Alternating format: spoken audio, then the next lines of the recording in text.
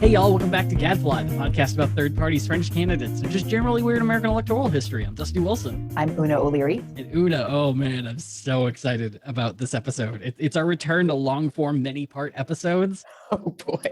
And it's one that we have been needing to do for so long. Ooh, do tell. So we've been doing this podcast for nigh on 2 years. It's pretty close. Which I'm really impressed by. Yeah, I know. Up to us. It's easily the most committed to anything I think we've been that's not D&D. Agreed, 100%. And so we've kind of gotten to the point that unless we talk about this whole thing, everything else we do is going to be referring to it. And we're constantly going to have to say we're going to get to it. It's going to be an episode. And I think we just need to rip that Band-Aid off and fucking do it. This dude is like, we talk about Rocky De La Fuente being the godfather of this podcast. Yes. This dude is the literal godfather of third-party nonsense. He is probably the most ridiculous person to ever exist in politics. Republican, Democrat, third party, everything combined. Wow. So he is the roux upon which all French cuisine is created. Oh, 100%. You're going to find out how funny that is in a second. I can't wait. The dude that we are talking about is Lyndon LaRouche Jr. LaRouche! Oh my God! We're getting to LaRouche. Oh, we are. So I've been wanting to hold off on this because it's either Dollop or Behind the Bastards. It was Dollop did a whole episode on LaRouche, and it was just entitled Lyndon LaRouche Has a Normal Life. And it's probably one of the best titles out there. I purposely didn't listen to it because I didn't want to copy any other jokes or anything. I'm sure we will, though, because this man has lived 50 lives in one life, and they're all terrible. So I'm very excited to talk about this dude because we're going to get a little bit of everything. We're going to get some far left. We're going to get some far right. We're going to get just some conspiracy, some cultiness. It's a trifle of nonsense. So, Una, are you ready? Are you sober enough for this adventure? Sober as a judge. Oh no, that's a bad sign. So before we begin, I think we need to have a bit of an important note, an asterisk, if you will. So a lot of journalists have dedicated their time and money and careers to figuring out who Lyndon LaRouche is and what is true. For some of his life, though, we do have to rely on his autobiography and various biographies, which I don't mind saying are probably bullshit. So whenever we're talking about something that comes from his biographies, I will mention it. Okay. It's more than likely false. I would like to believe things that we say from it are true. Oh, then we could all just write elaborately false autobiographies. Oh my God, that is the dream. I mean, just to sit down and write an Alzheimer's-induced meta-novel. Yes. To write down the real uncut narcissistic thoughts that enter my head at 2 a.m. Oh my God. I would read that book. It would be very frustrating, I imagine. So that being said, it's good to know that before diving in, but we put it off enough, Una. It's time to learn about this guy. So quick question. How much do you know about LaRouche going in? Very little, very little. I mean, I've heard the name, but at this point in my Pando brain, it's mixing with LuLaRoe and Lululemon and a lot of nonsense. And also the John Birch Society is somewhere in that mix up in my head. Yeah. I would say I was probably in the same place before all of this. To me, Lyndon LaRouche is just one of those punchlines that you always hear. Not something you really worry about, but you're just like, oh, Lyndon LaRouche. Nah, nah, nah. And the more I've read into the guy, the happier I am that I've read about him and the more angry I am. So... that sounds that'll par for the course. Yeah, exactly. Yeah. So good old Lyndon LaRouche Jr. was born in Rochester, New Hampshire in 1922. Lyndon was the oldest children of Lyndon Sr. and Jessie, a pair of former Catholics who had converted to become evangelical Quakers. This is the first sentence we're starting on. What? Yeah. Evangelical Quakers. Yeah. So when we think of Quakers, I think we all think of probably an archetype of William Penn, where it's just a really nice guy who's never going to punch you, but is always there to help you build a barn and is just really chill and can make one hell of a fucking apple pie. Yeah. I genuinely think of solid, like not the hypocritical Christianity that we have just come to expect of Christians, a genuine sense of conscientious objectors and this idea of community. And I think of Quakers and one lovely architecture and sitting in the church and you wait until the Spirit actually moves you to say anything. And sometimes you just go a whole session without saying anything. Yeah. It's a genuinely good and peaceful religion. But when we bring up evangelical Quakers, they're kind of referred to as Nixon Quakers in a way, because Richard Nixon was in fact a Quaker. What? Yeah. Richard Nixon is a Quaker. Oh God, this episode is already on a weird foot. Yeah. So when we think evangelical Quakers, I think it's best for you to actually think of the evangelical Christians we know today, because they're pretty similar. Yikes. Yeah, just evangelical Quakers were just way ahead of the ball on this one. So the things they believe in biblical literalism. They believe that all sin can be absolved thanks to the crucifixion of Christ, and believe in building a direct relationship with God. Now, it's pretty typical, I would say, with evangelical Christianity that you have that. The rub starts to be that you can kind of do anything you want, though, because you've already been forgiven. And so any sin that you do have, you just got to say sorry. And then God is like, I guess I have to.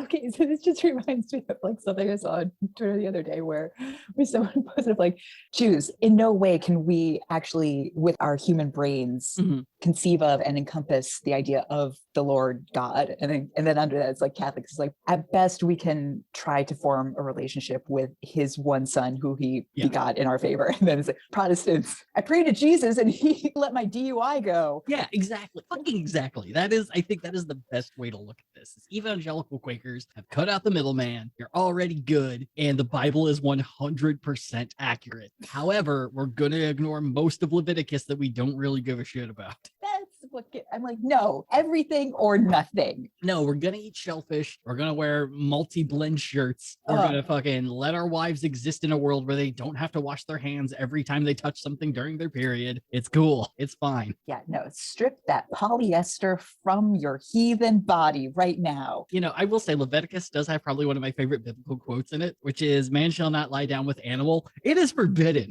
but that's the tone I give it. And I don't think that's the intention. I also love that because it always gets like written as this like bestiality thing. And instead I think of how my cat is absolutely allowed to sleep with me and I would be 100%. Sad otherwise. Yeah. Well, yeah. And it's, of course, we're going to go off on a tangent here, but we look at Leviticus and it should be viewed as like, here's a bunch of rules we had to write down at the time because we didn't have refrigerators or an understanding of most science. Right. So here you go. Best of luck. Maybe build a pig pen.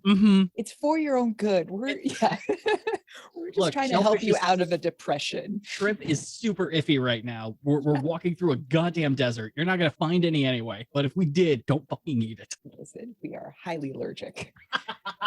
Anyway, so that's our Leviticus tangent. We're a sentence in. Oh no. So they believe in all these things, but Brindley Bios would state that his dad was, quote, an internationally known technological consultant to footwear manufacturers. And this is a really fancy way of saying he worked at a shoe factory. Now, no insult to anyone who builds shoes for a living. No. But that's not your job if you are claiming to be an international tech consultant for shoes. You're building a Nike. Have fun. Yeah, so I mean, exactly. It's like you say that, it's like there's a lot of ways to take that. It's like, did you fix the computers for said shoe shop? I went to Niagara Falls once, talked to a guy about shoes. He told me to go away. I am now an international consultant for tech issues in shoes. So that's, it's somewhere in between, but more than likely, he definitely worked at the United Shoe Machinery Corporation in New Hampshire for quite some time, but eventually his family would move to Lynn, Massachusetts, which is where they settled down for quite some time. Now, as a kid who moved during his childhood, I don't mind saying that it is a sucky thing. You have trouble making friends. It's really hard to kind of adjust to the in-jokes and the climate of where you're going. It's kind of a catch-22. And Lyndon did not have that much luck as well moving to Lynn. He became the target number one of the bullies in his school, and his parents, being Quakers, forbade him from ever fighting back. Oh, damn it. Oh, no. The one cure to bullies. You gotta hit him in the nose button, and then it all magically stops. Yeah, like a shark. Yeah, it's, ignoring them doesn't work. And, one of the things I did is like, oh, let's try to evolve jokes. Let's see how that goes. That doesn't work. You kind of got to hit them and you kind of got to succeed at that. But if you're told you can't, you're kind of SOL. Yeah, and then you're just getting the shit beat out of you for Jesus. And according to Lyndon, this bullying even extended to teachers as well. Oh. Apparently in the 3rd grade, he was forced to sit in the back of the class despite the fact that he had myopia. And so throughout the entire class, he's just staring at squiggles on a board, having no clue what's even going on. Oh, no. He would even state that, quote, 3rd grade was particularly hellish. Which, not a way you want to describe your childhood. But he would say that except for my reading, adolescent life was chiefly bitterly boring and gray. Which, what does Lyndon mean by reading? Well, Una, we're about to get philosophical as fuck. Now, I did ask you about a philosopher early this week. You said you knew nothing about him, so this is going to be a crash course of maybe I'm right for both of us. Ooh, love it. I do not understand philosophy very well. I understand mathematics and theology even less. So I'm maybe getting about like 80% of this right. So please be forgiving. Yeah. So at the age of 12, with very few friends to take up his time, Lyndon dove into his family library and started reading all the books that he could get his hands on, and most of which were books on philosophy. He would note that he very quickly found which philosophers he did not like. And it's a huge list. And this list includes David Hume, Francis Bacon, Thomas Hobbes, John Locke, George Berkeley, Jean-Jacques Rousseau, and Immanuel Kant. So like all of them? Pretty much, yeah. He would say later in life that he would come to accept Kant, but when he was a 12-year-old, he didn't like him, which also you're 12. Of course you're not going to like any of these men. They are talking high-minded bullshit. You know, things 12-year-olds love.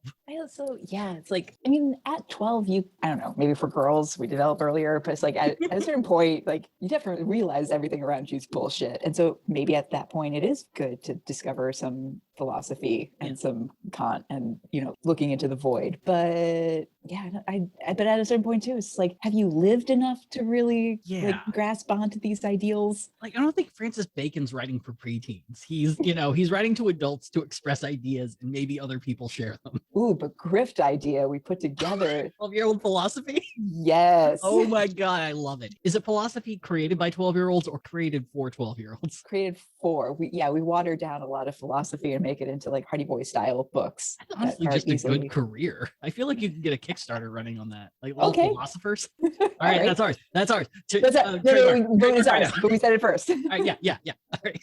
So it would take him 2 bitter years, but eventually he finally discovered a philosopher that he actually not just liked, but would build his entire life on. I just want to emphasize how lonely this child must have been. Yeah. 2 years. There were enough arguments that, when you're 16 about whether or not Catcher in the Rye is good, it's typically either people hate it or it's now your life lesson for the next 3 years. Yeah. But to discover deep philosophy at 14, I think that's about a red flag as you're going to get so far at that age. But like I said, he discovered a philosopher he loved, and it's a 17th century fellow by the name of Gottfried Wilhelm von Leibniz. Ooh, or Leibniz. Yes. It's German. It's weird. Yeah. So like I said, it's really hard to kind of understand all of Leibniz's biggest contributions. But if you have an upcoming exam on the dude, definitely do not take party advice over anything that I say about the guy. I might get you a C, and even then hope there's no essay. Yeah, turn the podcast off and go back to studying. We're not going to allow you to fail. Yeah, this is not an excuse to try to get philosophy degree. Yeah. You will not get it. So he gets really into Leibniz. And so here are the things I can kind of tell that he did. For one, it's kind of debated whether he or Newton invented calculus, because it's one of those weird things where both of them were working on calculus at the same time, just hundreds of miles apart. Oh, damn. Typically Newton is given the credit, but by all rights, both of them figured it out at around the same time. I feel like things like this is it's ultimately a pissing contest, and then you find ruins of an Incan empire. It's oh no, they had calculus. Yeah, but sure, tell me it was Newton. Look, as we all know, calculus is a demon math that takes years off people's lives. It's not statistics. It's not like the Antichrist of all numbers, but it's terrible stuff, and I'm mad he invented it. So he invented something a little further in it called infinitesimal calculus. So this is the general idea that there are no absolutes in math. No matter the biggest number you can think, there's always going to be a bigger number by adding a 0 at the end. The idea behind infinitesimal calculus is that there is no such thing as the smallest number, because you can always add a 0 behind the decimal point to make a number smaller. Well, this is just bringing beauty to our text conversation where you said on a scale of 1 to 10, how much do you know about Leibniz? And I said 0. Yeah. So infinitesimally, how much do you know about Leibniz? We can keep going, because that's how little I know. Yeah, it's not an easy thing to wrap your brain around, imaginary numbers. At least that is what's the square root of -9? It's oh, that's super fucking easy. It's math plus strange bullshit. I can figure that out. But when someone's just think of the smallest number possible, you're sitting there for the rest of your life trying to figure that out. So he invents that shitty part of calculus, which from what I read, it seemed like no one uses it today, because you don't have to do math for numbers that small unless, even if you're measuring quarks, there are better ways to do it. And it's whatever. It's fucking stupid. I hate calculus. Math is dumb. And so eventually he dives into so many different things, but the world of philosophy is kind of where he stands apart. And he's really big into this whole dumbass concept called optimism. And he really loves rational thought as well. And optimism? Okay, yeah. Dude. Have your cake and eat it too. It's tell me you're rich without telling me you're rich. That's some Andrew Yang bullshit right there. Oh, burn and true. Take that, Andy. Yeah. Almost mayor. So the big example of this, and the thing that really hit Lyndon, was something called monads. So the idea is across the universe, there are infinite basic substances called monads. And each monad kind of operates as their own independent universe as sorts. So there are multiple different worlds that could exist and multiple different possibilities and things of that nature. But we live in this one. And this one is very good, which proves that God gave us the best one. Is this fucking Candide? Is all right, look. Candide was a parody of this thought. okay, 100%. great, good. Yeah. Candide was written as a response to this nonsensical bullshit. Good. I'm so glad Voltaire was around at that time to be the me avatar, to be like, fuck this. Yeah. Voltaire essentially heard this and was like, have you heard of anything, sir? Let me write 2 hours worth of material to tell you suck. The typical playwright response. Yeah, that's the general idea, is that, there's multiple different possibilities, but clearly we're in the best one, optimism, rationalism. And Lyndon fucking loved this shit. Because to Leibniz, this proved 100% unverifiably the existence of God. That's what he took away from it? He's like, God has to exist because our world is so bitchin' compared to what it could be. He's getting beat up by kids and can't read in a classroom because he's been made to sit in the back. Yeah, but this teachers is the are most bullying this man. Existence. Yeah. Okay. Like, sorry, man. I guess you suck. I guess God really hates you. Yeah, it's pure nonsense. And look, Leibniz, the man invented calculus. That's far beyond anything I've done, but this is a dumbass fucking way to think. But it's also just, like I said, tell me you're rich without telling me your bank account. 100%. Also, if you've seen this guy's hair, it is at least 3 bookshelves tall. He looks like he is the judge of a judge in his papers. So Lyndon would say, quote, after Leibniz, I could never force myself to accept ideas about mathematics or physics which were philosophically contrary to what I had assimilated from Leibniz. Until I became more deeply acquainted with Plato's work and with Nicholas of Cusa's work later on, Leibniz's was the most powerful and convincing mind I had ever met. Now, I don't know philosophy. That's a bit more your world, but I feel like someone saying I really like Plato is like someone saying the Beatles are good. Yes. I mean, probably a little bit different, like back in the 30s when he's like, well, I just think until I got to Plato. And then at that point, he got punched in the face again. That's how I imagine it. Yeah. I know very little of Nicholas of Cusa. He goes by many names. He was a monk. He lived during the 11th century. He seems to also be optimistic and rational and full on. There's a God and philosophy proves it. So I don't know. Yeah, there's not really a whole lot. And by this point, he's like, fine, Kant, I guess you're okay. But dude bases his whole life on Leibniz from here on out. A lot of this thought process that he has, though, is probably also because of his other favorite book, the King James Bible. This guy is basic AF.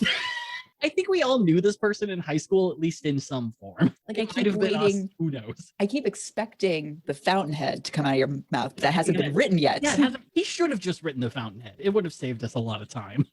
But yeah, according to him, he carried the King James Bible around with him everywhere he went up until the age of 16, which, once again, I hate to take the side of bullies, but that's not a great look, my dude. I know you're an evangelical Quaker, but the fuck, man. So yeah, this is teenage Lyndon. And he would state that when he was bullied, he'd retreat even deeper into philosophy and religion, which led to a schoolyard nickname, Una. They called him Big Head. All right. I mean, could have been worse. It could have been way worse. This feels layered to me, that like, oh, he's very intelligent, beat him up. Also, his head is big, which also beat him up, but also at the same time is a very uncreative sort of nickname. Definitely. Yeah, no, the beating up at this point is just like, think you're better than us? You think you're going to college? Fucking Thomas Hobbes is unrated. Bam! Show you who's short and savage. And now the saddest sentence. But according to Lyndon, the only friends he needed were his philosophers. Oh, yikes. Yeah, this is, I feel like we're making the biggest red flag known to man, because he's already hitting the major ones, being an overproductive and ambitious child who's getting very into deep thought and projects and things of that nature. I mean, look, if you're a kid and you're into philosophy, good on you. If that's your only thing, you need to move schools. You've got to do something else, my friend. Yeah. See if you can get into a prep school where they'll challenge your mind a little bit and let you sit in the front row. Dude, a prep school with like some sort of monetary endowment will take you in a goddamn heartbeat. If you get a child philosopher, I guarantee they would take you all expenses paid. It's also the Great Depression, so who fucking knows? Yeah. But in 1940, Lyndon would graduate, and then he'd immediately begin his studies at Northeastern University in Boston. However, college really kind of wasn't his thing. He'd stick it out for a couple years until he dropped out in 1942 in the middle of World War II, right when a draft is happening. Yeah, dude. But like you said, he's a Quaker, so he's a conscientious objector, which for those those of you who don't know, there's a status that you can claim here in America that either says, due to my morals or my religion, typically more so religion, that you are a pacifist, that if there is a war, you will not fight. Some people can get that, and some people get challenged on that very heavily. Yeah. But in World War II, there was a thing that you could go to if you're a conscientious objector called the Civilian Public Service Camp. And the general idea there is you could help the war effort, but in non-violent ways. And you could do so here in the States. And for a number of years, that's what Lyndon did. But this is also where Lyndon discovered his next love in life, a furry little dude named Karl Marx. He got into the Marx? He got deep into Marx. So according to him, it was at this conscientious objector camp that he started talking to other soldiers there who started talking to him about socialism and Karl Marx. Now, the funny thing that's mentioned is these are all former socialists who were talking about it. And even from former socialists, he's just like, this is a really good idea. I don't know why you guys left. And he starts reading Das Kapital, which I believe is also the Communist Manifesto. I might be wrong. But he starts reading Marxian literature and gets super fucking into it. That being said, by 1944, he'd have a bit of a change of heart and he would decide to enlist in the US Army, mainly working as a non-combatant for medical purposes in India and modern-day Myanmar. It's during that time he gets really worried about the British taking over India once again, essentially once the war is done, which, yeah, they did. And he and a number of other people were very worried that the British were going to be like, hey, could you help us, I don't know, quell all of India for us? And people weren't too keen on that idea. But Lyndon took it a step further and he joined the Communist Party in Calcutta. Oh, damn, Lyndon. Yeah. Okay. I will give this to Lyndon. For quite some time, dude talked the goddamn talk. It's one thing to say you're a communist. It is a whole ass other thing to actually join the goddamn party in another fucking country. Also, I mean, in my head, it's not like making a perfect narrative conclusion of like going through so many philosophers, coming upon essentially Panglossian theory, and then discovering Marx. But then at the same time, like the original Marx edict was this idea of a utopia. And the idea of like creating like the best of all possible worlds was a little bit of what the communists were trying to enact, at least like pre-Stalin. I think by Stalin, they're just like, yeah, we know. Things yeah, we know. Like starvation is now perfect. Have fun. But yeah, I think that's a really good point, though, is that if you view Lyndon as a guy trying to just create a perfect world or find what the philosophy behind a perfect world is, I think that kind of explains a lot of what he eventually does and who he becomes. Yeah. But I think this early on, that's a really good thing to note. Because my uneducated base thought is just like, does this guy even have a girlfriend, a boyfriend? Like, great questions. Is he just so scarred from high school? What's going on? Best I can tell you is citation needed. All right. No clue. So Calcutta. Yeah. So the war ends, and on his return voyage to the States, he ends up sparking up a conversation with a dude by the name of Don Merrill. And as you do, the two started talking about communism. And the thing, though, is Don was about to shake up Lyndon's world because once he got to shore, Don had convinced him, instead of sticking with Marxism, what the real shit is fucking Trotskyism. No. Now, listeners of our program may be well reminded that it's a hell of a turn. It's kind of like going from cocaine to crack. It's a bit of an oomph, if you will. So the general gist that I could find, Marxism is like, we're going to do everything we can to eventually get to a socialist society, but it's going to take time and it's going to take patience. And Trotsky is like, that's all well and good, but the revolution needs to start yesterday, and I'm super into giallo films right now, so let's fucking murder some bitches and start the fucking process. I'm so sorry, but I sent the invitations out. We are committed. Which, I mean, also kind of explains the big issue with socialism and communism to begin with. I mean, they're not one and the same really anymore, but the general gist of like, do we take our time and have incremental change? Do we vote people in? Do we not vote people in and work on it from here? Or do we just murder everyone who owns a business and go from there? Yeah, in this light, it really is like they had a choice and they went with the Heaven's Gate option. Just like November 24th, done. It has to be then. Yeah. Come hell or high water. It is not that day. I will still be murdering landlords. You bet your ass. So on a boat ride, he goes from like incremental change to revolution now. And so he goes back to Northeastern. And once again, after a couple of years, dude drops out. Lyndon will never get a college degree during his time, which, I mean, it's not a terrible thing, but it's also, I think, really interesting that the dude twice is just like, nope, not for me, man. Not going to do this. Yeah. Well, and to give him credit, it's like he essentially already had the freshman year dorm experience just by himself, reading too much philosophy and getting too into his head. Literally, by all rights, he probably should have a philosophy degree by now. Technically, I mean, he probably could write a master's degree on fucking Leibniz or whatever the fuck he wants to, but at minimum, he's got a minor. Yeah, unlike me, he did the reading. Look, Uno, you weren't getting beat up when you were 12, as far as I know. So it's an awkward child, but you're right. Yeah, I was like teachers weren't after you as far as I know. No.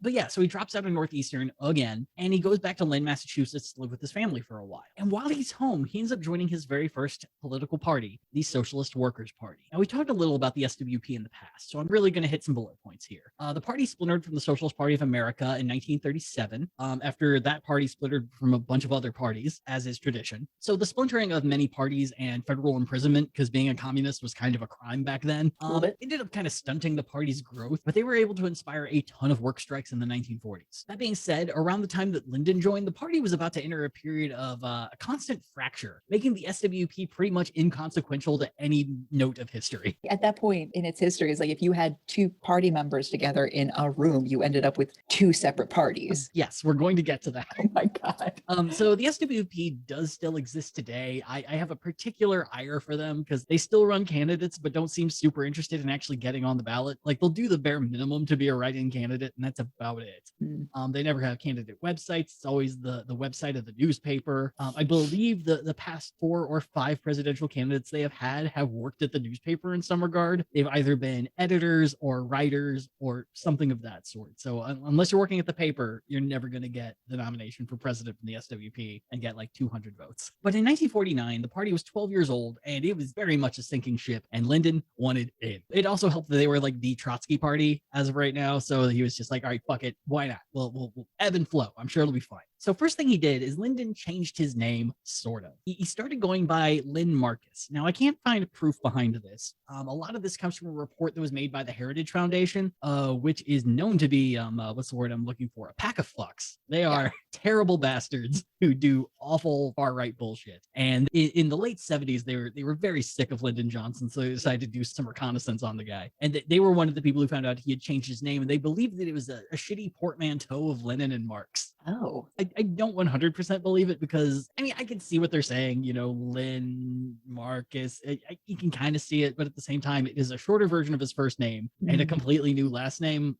He would conduct a lot of party business and write articles under this name, but I couldn't find any that he had written. But by 1953, he was ready to hit it big, and he moved to New York City and became the most communist of things, a management consultant. Lyndon, baby, what are we doing here? Look, you gotta have that day job. You gotta figure it out, you know. You might be working at Bain Capital or fucking, you know, be King Griffin's assistant or something, but at night, man, that's where the revolution happens. Yeah, the revolution's coming, but rent's due today.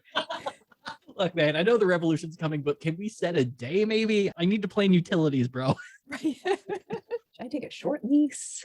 So the very next year, Lyndon ends up getting married. He marries the psychiatrist by the name of Janice Newberger, who was also an SWP member, and I cannot find a single goddamn thing about her. In 1956, Lyndon would have his first and only child, and by 1963, 9 years after they got married, the two would get, I'm assuming, ugly divorced. And I'm reading into a lot of this, so admittedly, there's no proof behind this. I'm just kind of connecting some really shitty dots. So the second the divorce was done, Lyndon immediately moved in with SWP member Carol Schnitzer in Greenwich Village. And look, I'm not going to say that Jan might have, you know, caught him cheating on her, but I think some future details may have some opinions on this situation. Either which way, Jan just kind of fucked off and you never hear from her again. Now, what we do know is in 1964, a year after his divorce, Lyndon would get kicked out of the Socialist Workers' Party due to the far left's kryptonite, inter-party arguments. So in 1962, the Socialist Workers' Party was dealing with a pair of problems, also known as a communist dozen. Ew. So the first problem was the Cuban Revolution. And by all rights, that should be something that all communists are super jazzed about because Cuba is now communist. But the problem was not just, you know, taking out authoritarian Fulgencio Batista, but it's who's running it. Because Fidel Castro really kind of didn't care if you were rich or poor. Just as long as you could fight the revolution, you're more than welcome. And so a number of people in leadership positions weren't the working class. And prior to the revolution, no communist party existed. It's just kind of something that popped up in the middle of an autocratic government. And so in short, it was a revolution that wasn't led by the people, and it wasn't really done the right way. Because you had for a lot of communists, you have to have a communist party first if you're gonna lead a revolution. And so this ends up creating a schism. But then you have another schism because the SWP was hinting that they were wanting to leave one Fourth International for another Fourth International. Now I might be wrong on this, but the International seems to be like the official communist head. And around this time, there were two Fourth Internationals going up against each other. You had the International Committee of the Fourth International, who had been around the longest. And on the other, you had the International Secretariat of the Fourth International, which is being run by a Greek communist by the name of Michael Pablo, who his huge thing was, hey, maybe Stalin wasn't that good for the revolution. Yeah, Michael. Look, where's the lie? He's just asking the question. Like, Michael Pablo would end up becoming fairly respected in Greece. A number of prime ministers ended up liking the dude. Full-on communist. But yeah, he was a guy who was like, maybe Stalin not so good. Maybe Stalin bad. Yeah. And the SWP is like, you know what? I think you might be right. Maybe Stalin bad. Also, Stalin didn't like Trotsky, so there is that too. Like, Stalin repeatedly tried to get Trotsky killed. So it makes complete sense that they want to go to this brand new Fourth International that exists. However, there is a group of people within the SWP who were like, no, Stalin good, Cuban Revolution bad. And they called themselves Revolutionary Tendency. I hate all of this. I hate all of this so Wait, much. are you mad? Aren't you furious at this communist righteousness? Like, you have purity, man.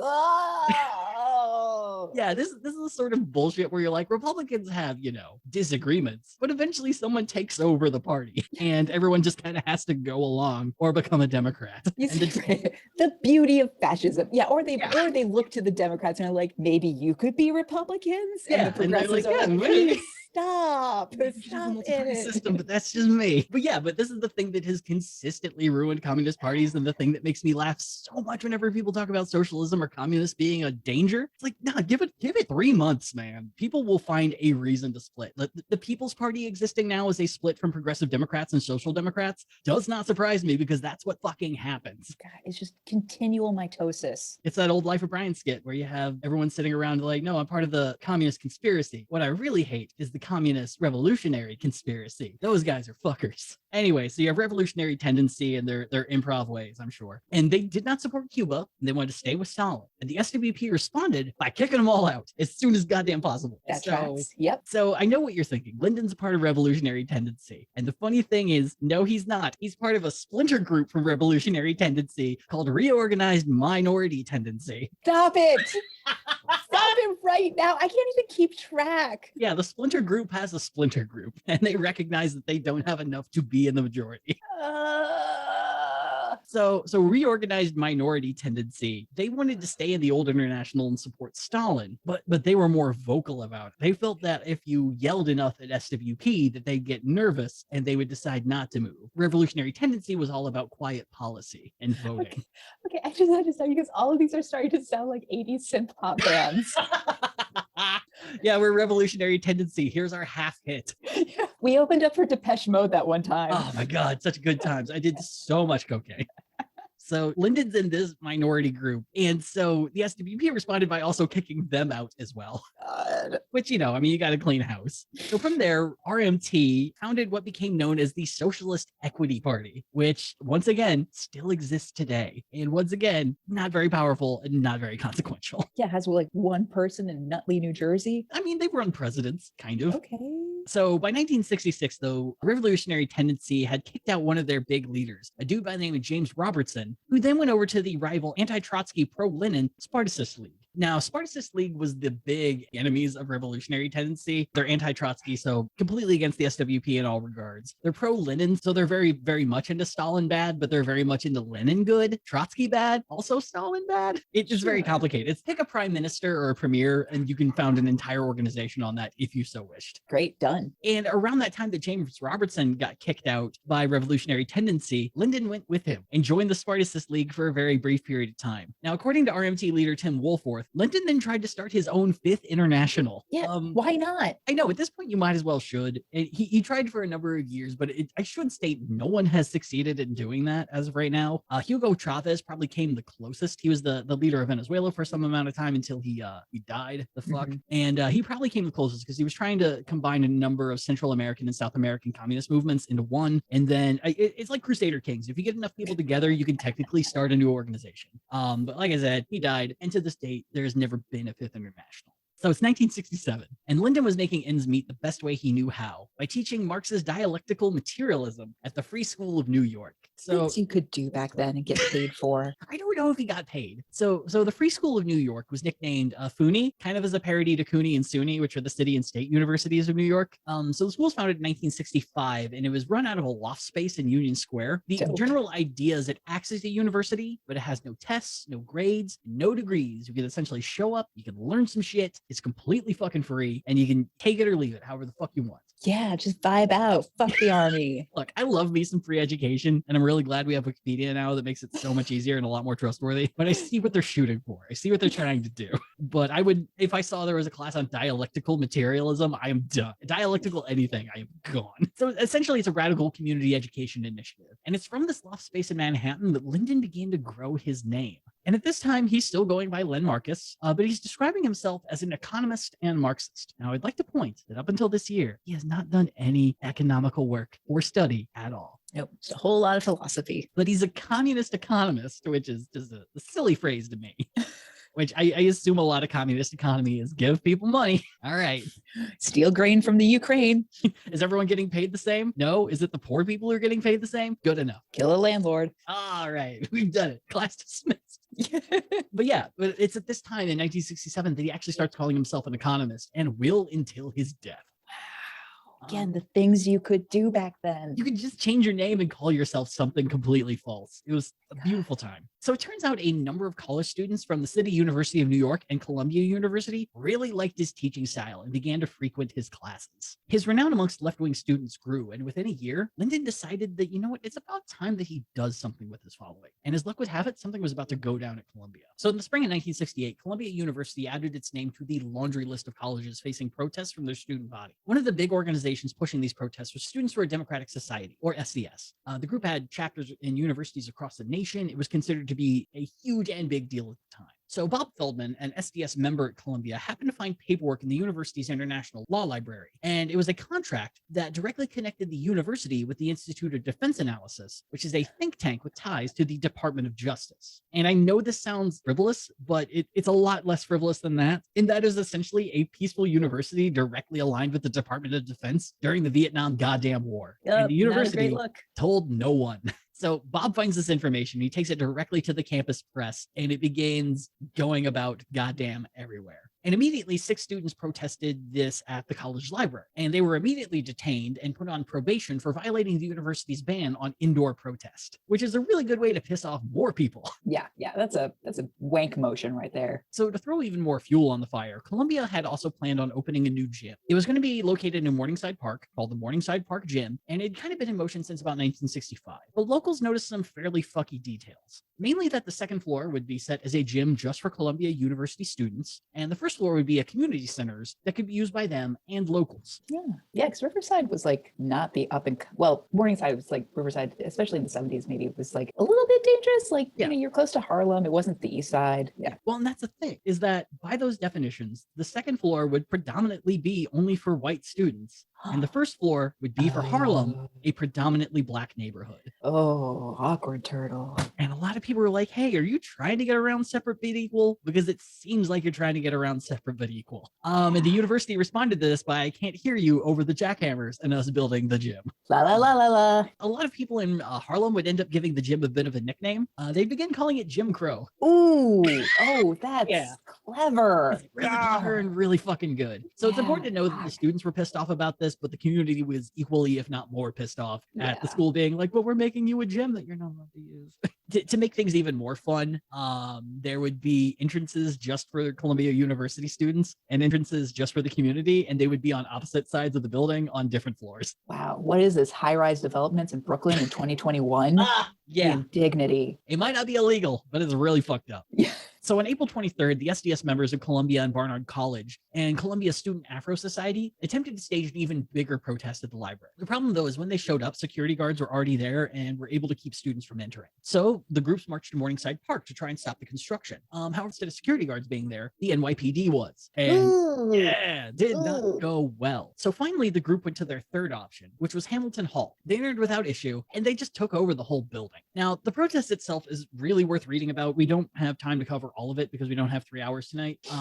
But the general gist is that once they took over the hall, the SDS and the SAS started to have disagreements, not really the word. The SAS was essentially like, thank you for taking over this building with us. Here's something you need to understand. We need to take over this building by ourselves so that the university not just addresses your problems, but also issues of racial disparity. And if you're here, they're not going to do that. They need to see that this is run by their students of color. Otherwise, they're not going to take this seriously. To which the SDS immediately went full tantrum mode. They didn't understand this. They felt like they were being kicked out. They segregated themselves from the SAS. Come on. Yeah. And eventually the SDS did leave. They ended up going to a number of other buildings and taking them over. They took a dean hostage, for fuck's sake. They took this dude hostage for 24 hours and then let him go. Just as kind of like a show of power or something. But eventually they did leave the building to the SAS. And so kind of sensing that the SDS was kind of having a bit of an issue right now, that there were people who were mad that they left Hamilton Hall. There were a number of people who weren't agreeing with the protest. Lyndon decided maybe now's the time for me to take over this local chapter of the SDS. So the funny thing is that the SDS at Columbia had actually invited Lyndon to teach classes for them over the summer.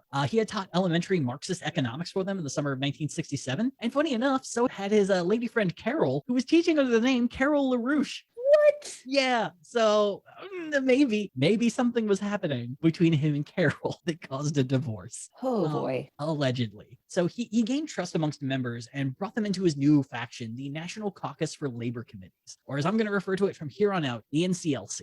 He was going to use his connections to take down the SDS and make his NCLC the new reigning protest group on campus. The thing, though, is the SDS is a nationally powerful organization with a lot of backers and money and tradition. And so taking them down in the middle of a protest isn't going to work, and didn't work. Because like I said, after agreeing to leave Hamilton Hall, they took over other buildings. They took a dean hostage. They fucking succeeded. And it was very quick to realize that, like, hey, the NCLC is not a good option. Let's stick with the SDS. We got momentum. So by the end of the protest, the SAS would get all of their demands met. Yay. A lot of student senates end up getting caused by this protest movement, which I find to be really, really interesting. Is up until this point, students really didn't have much of a say on what happened in campus. So the SDS gets all of their demands met. A number of community leaders are there to make sure the NYPD does not violently remove them from the hall, and they end up getting to leave on their own volition. As for the SDS, the NYPD, being mad that they couldn't beat up black students, immediately ran into the buildings and started kicking the shit out of SDS students. Oh no. Yeah. So I do have to tell the other side of this too. An SDS student did, I can't remember if he pushed a statue or jumped out of a building, but whatever object fell landed on a cop and broke his back. Ooh. So he would not die, but he did end up suffering lifelong consequences for that. But I will say they did start by beating the shit out of students. Yeah. So this ends up being a failure for Lyndon, but his group would end up being far more resilient than the SDS, because exactly 1 year later, the SDS would split up. Bunch of commies. Yeah. Like I said, it's the curse of the far left. Once you God get exactly enough opinions, you have to form another group. Hate this for us. And the people who left the SDS would end up joining the NCLC in the wake. And rather than break up and move on, members stayed. In 1971, the NCLC opened their first publishing house for their ideas. Membership was growing beyond just college students. And if one thing hadn't happened, we might just have another group of communists publishing their stuff and showing up to protests to recruit. But in 1972, Carol ends up leaving Lyndon. The theory going is that she fell in love with another member of NCLC, the two fucked off to Britain, and we never hear from them again. Damn, Carol, okay. But according to his followers, Lyndon did not take this well. Author Dennis King would state, quote, all of the defectors say that definitely triggered a period of retreat. He would sit in his apartment with stockpiles of canned food and guards at the door. Oh. So going into 1973, the NCLC had about 600 members in 25 cities. They had their own newspaper called New Solidarity, but secretly Lyndon wanted more, so much more. He wanted his own political party, an intelligence network that would rival the world. And Una, the man, wanted a cult. Oh no. And that's where we're going to start for part 2. Oh no. Created by Lyndon LaRouche. So I know we haven't done multi-parts in a long time, but this is how we go. We leave on a cliffhanger. We get you pissed off so you come back for more. Oh, angry and irate. You got to go run it off or something. Exactly. Eat some Funyuns. I know this is a bit short, but there's no place I can cut off and start the next chapter on this. No. It has to be its own fucking thing. No, this is the part where Lyndon is going to use his full communist energy to create a political cult, something we haven't had since the New Alliance Party. And Una, holy fuck. holy fuck, do things happen. Oh my God. Yeah, he's a man scorned. Yeah. Everyone's always like, bitches be crazy, but look at this guy. Bitches always leaving for foreign countries and abandoning me in my wake. I need to put an ocean between us with this breakup. I mean, fucking Leibniz never left me. Always talking about optimism. Karl Marx being here. Fucking, I forget. This was supposed to be the best of all options. The best, Carol. Also, I'd like to point that he has 600 members in 25 cities. I would like to do the math on that live because it seems small. Here we go. Let's not 600 members each in every city, just 600 members 600 total. So there's like one in Houston, 25 in Iowa City. On average, there's about 24 per city. It's not great, but you can do a lot with 600 people. Ask any Facebook group. Oh, it's like an MLM or an anti-vax thing. You can do a ton with 600 people.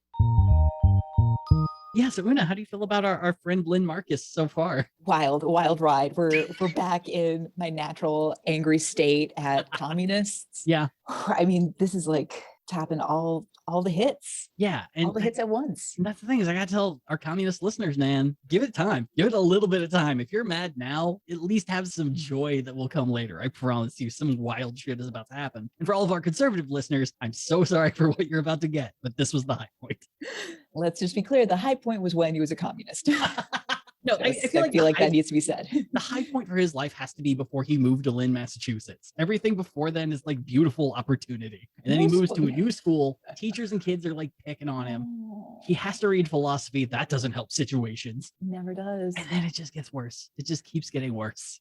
Our villain origin story. It's, we always talk about the villain origin story here. And for some people, it's kind of speculative. And for this guy, it's so goddamn clear. It's frustrating and really angering that all he probably needed was a group of friends or a library containing different books. Yeah. If we just got into sci-fi, this could be completely different. Oh my God. We could have a whole tome of stuff that we adore or hate. Who knows? You know what we're doing? We're imagining the other worlds that potentially exist. Yeah, but they're not as perfect as this one, Una. I hate to break it to you. I mean, it really sucks. We can imagine them, but they're not gonna be as good. On that note, I think we can leave it there for now, and we'll see you next week on Gadfly. Philosophy. Gadfly is a production of Added Serotonin. Our episodes are edited by Brianna Valentine of Rem Alternus Productions. Our theme song is Sophomore Makeout by Silent Partner, and you can find us on Twitter and Instagram at GadflyPod.